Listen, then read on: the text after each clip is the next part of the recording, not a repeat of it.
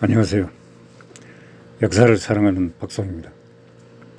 오늘은 로마 초대 황제 옥타비아누스에 대해서 한번 얘기를 해보겠습니다. 옥타비아누스가 아르테미스에 승리를 하였습니다.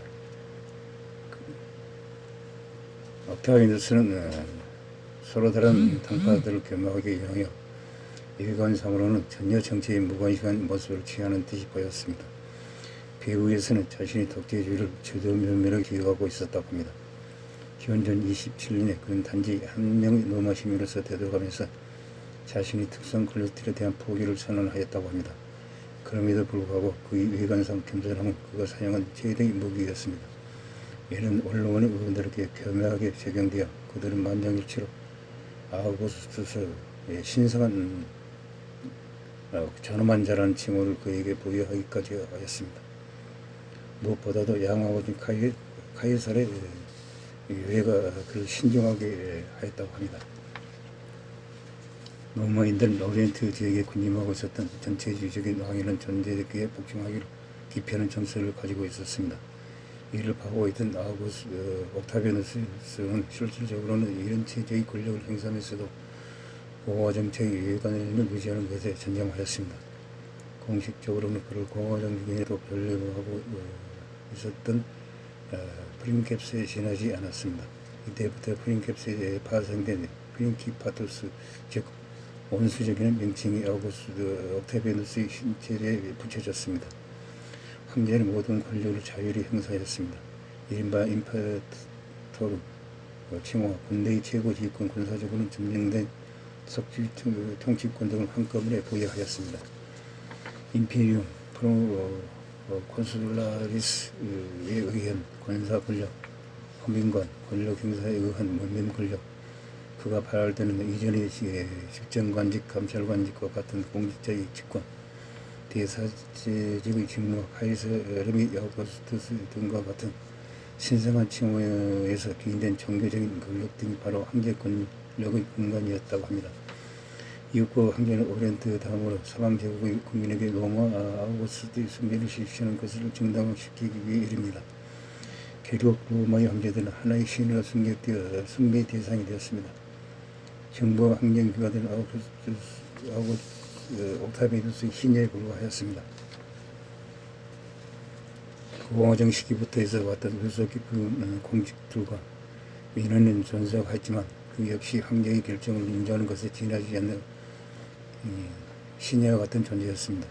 즉 공문서들은 권리하고 연막 숙주의 행정을 시행하는 것에 만족할 수밖에 없었다고 합니다.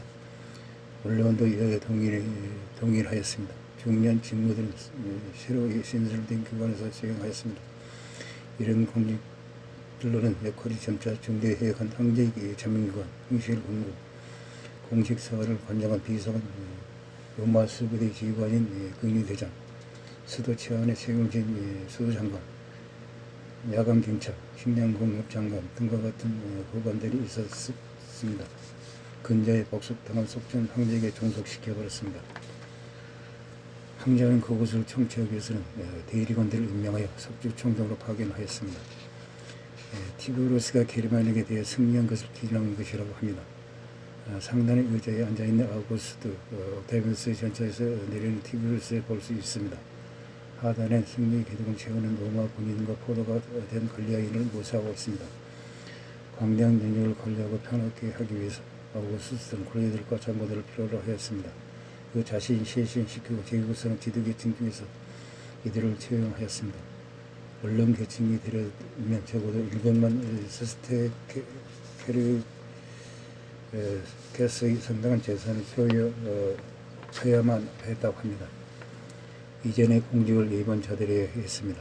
기사계층은 적어도 40만 세스테르게스를 소유한 재산가들이어야 하였습니다. 이 두 계층의 경력은 원만하게 동급화, 규정화가 이루어졌습니다.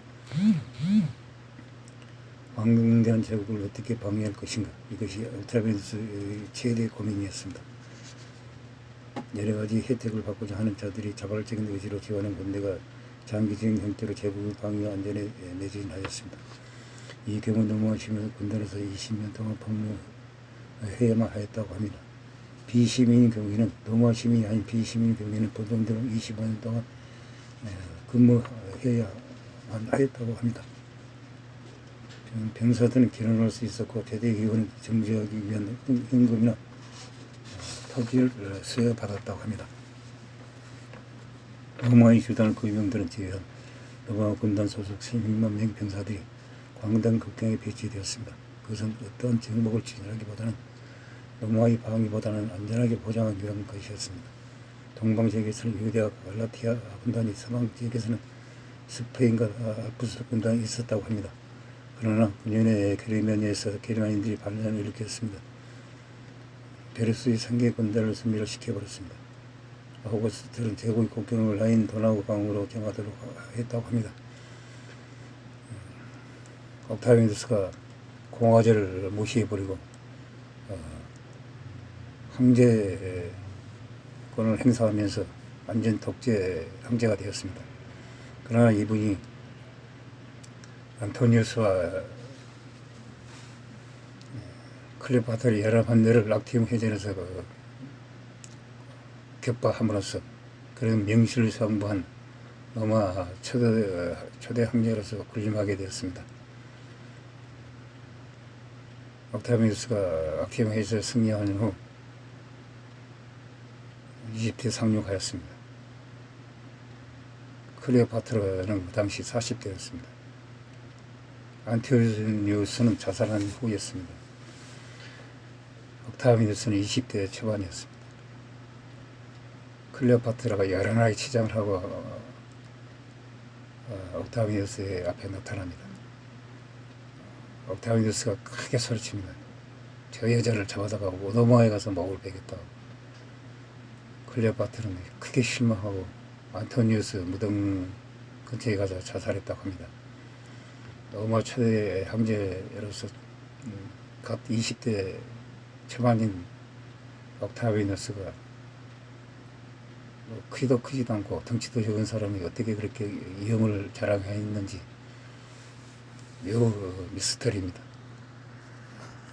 이상 로마 초대 황제 옥타비아누스에 대해서 얘기를 해보았습니다. 항시 부족함을 느낍니다. 양해 부탁드립니다. 감사합니다.